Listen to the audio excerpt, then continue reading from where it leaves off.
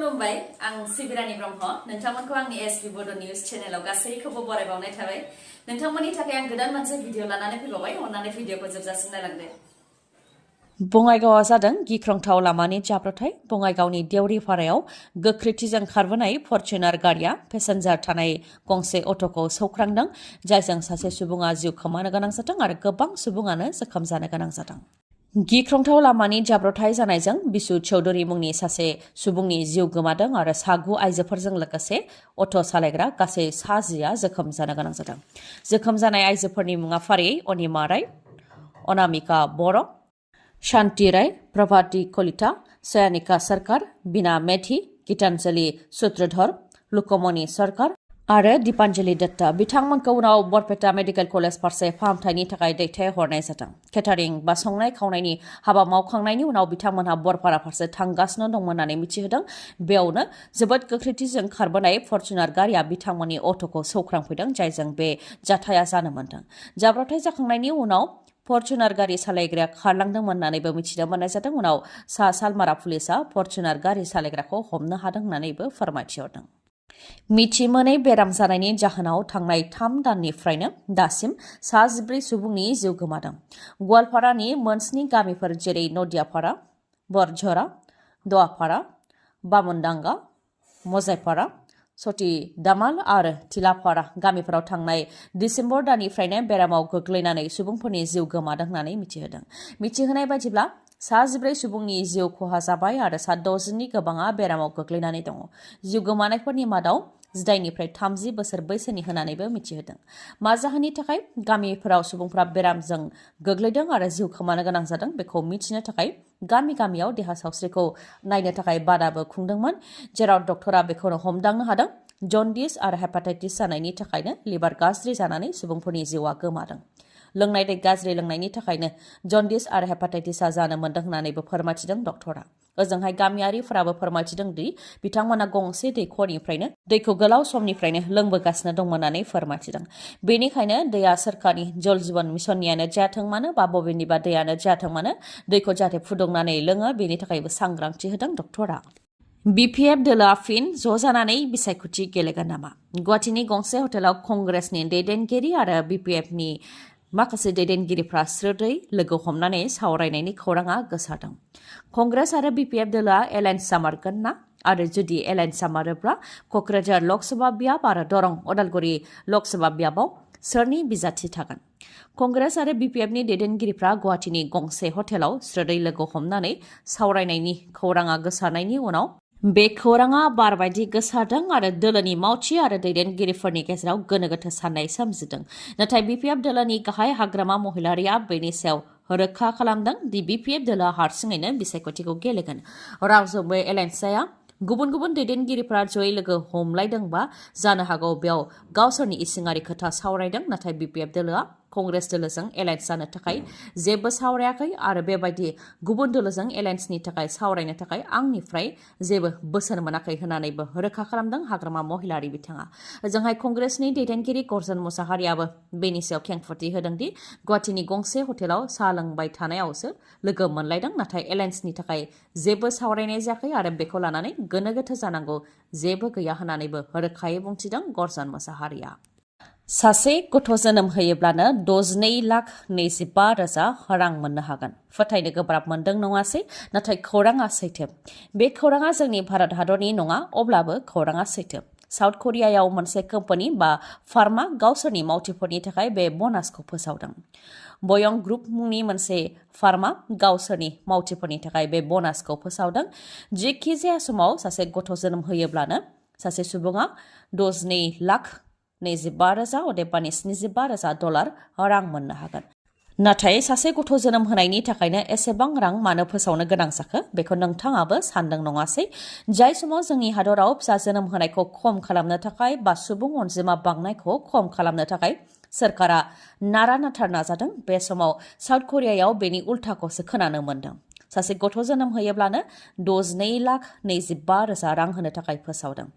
बेनि गुबै जाहोनानो जाहैबाय साउथ करियायाव फिसा जोनोम होनायनि अनजिमाया खमनिफ्राय खम जालांदों बा बाङाइनिफ्राय बाङाइ जालांदों रिपर्टनि बायदिब्ला साउथ करियायाव बुहुमनि बयनिख्रुइबो खमसिन फार्टिलिटि रेट अदेबानि फिसा जोनोम होनायनि अनजिमाया खम सिगांनि रुजुनायाव आइजोफोरनि फिसा जोनोम होनायनि गड़ा खमनिफ्राय खम जाबोदों डाटानि बायदिब्ला 2022 मायथाइयाव 0.78 मोन आरो 2023 मायथाइयाव फिसा जोनोम होनायनि गड़ा 0.72 जाफैदों आरो बेबायदि खम जालांबाय थायोब्ला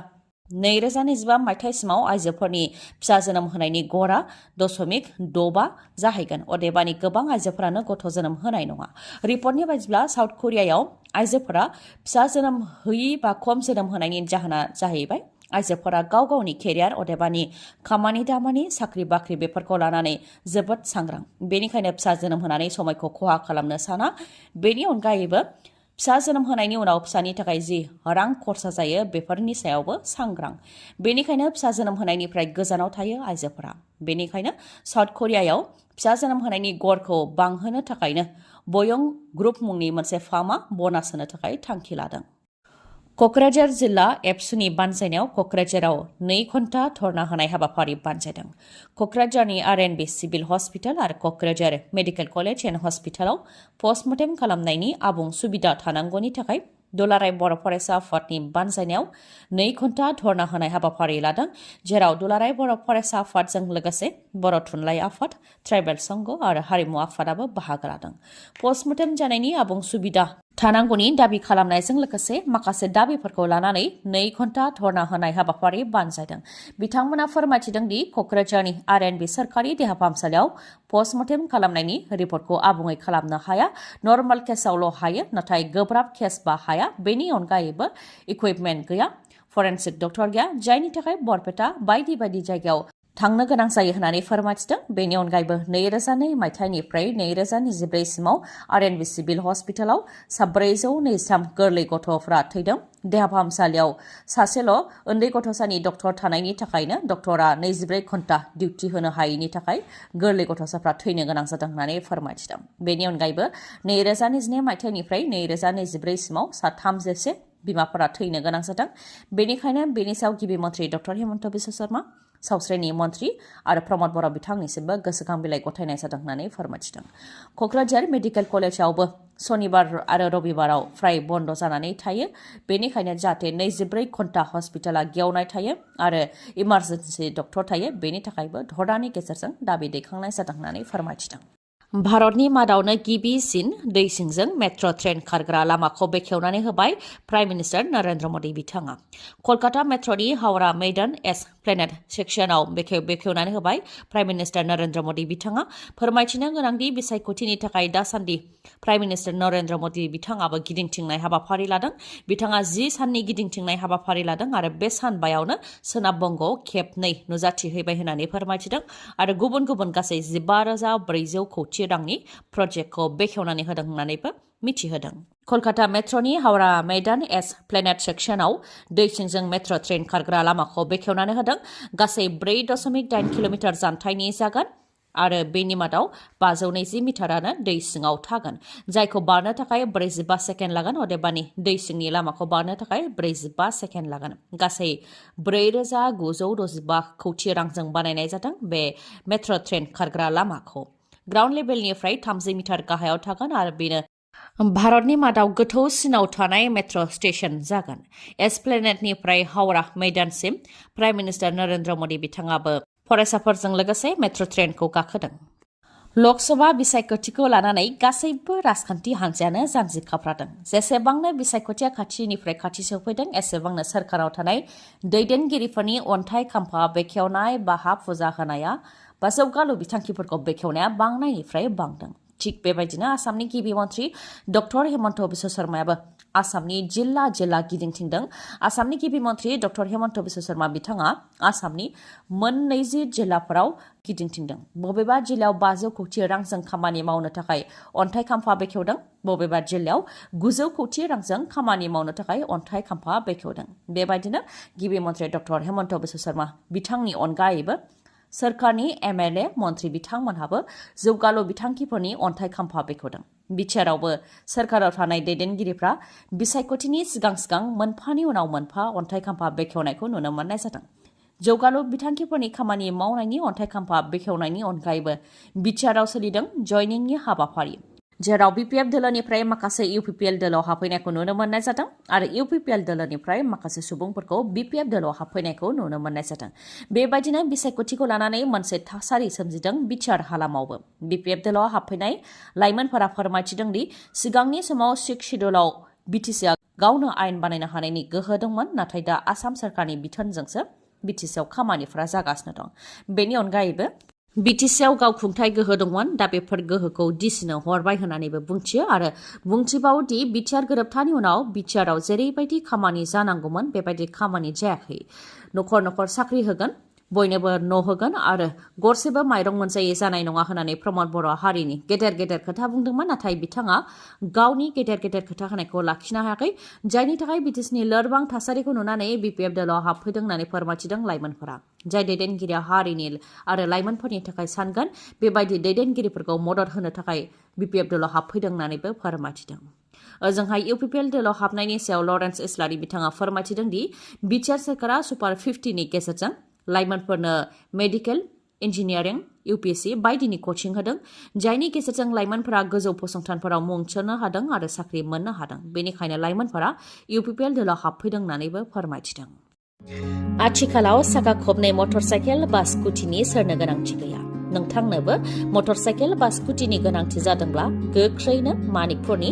मानास अट' हन्डा श'रुमनिफ्राय नोंथांमोनहा मटर साइकेल नङाबा स्कुटिखौ बायनो हागोन। मानोना जोबोद मोजां अफार होगासिनो दङ मानिकपुरनि मानास अट' हन्डा श'रुमाव।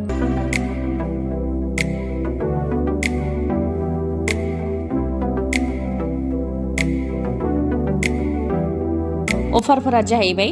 2000निफ्राय 4500 रांसिम केशबेक मोननो हागोन, बेसेन नाङालासे 5 लिटार पेट्रल मोननो हागोन, बेसेन नाङालासे गंनै हेलमेट मोननो हागोन, लोगोसेनो गोजाम मटर साइकेल बा स्कुटिखौ सोलायनानै गोदान मटर साइकेल बा स्कुटि बायनो हानायनिबो राहा दं। मिथिहोनाय जायखिजाया स्कुटि बा मटर साइकेलखौ बायोब्लानो नोंथाङा बेफोर अफारखौ मोननो हागोन। थाबैनो नोंथाङा बेफोर खाबुखौ गावनि खालामनानै लादो, मानोना अफारा बारा गोबावसिम थानाय नङा। मोजाङै मिथिबावनो थाखाय 7002601255 नङाबा 9101272776 बे नाम्बाराव खौरां लाहरनो हागोन। गोजोन्थों। दिनैनि भिडिअआ एसेनोसै। गाबोन आरो गोदान भिडिअजों लोगो मोनफिनबावगोन। नोंथाङा दासिमबो आंनि चेनेलखौ साबस्क्राइब खालामाखैबा अन्नानै साबस्क्राइब खालामदो, लोगोसे लाइक, कमेन्ट आरो शेयार खालामनो दाबाव। गोजोन्थों।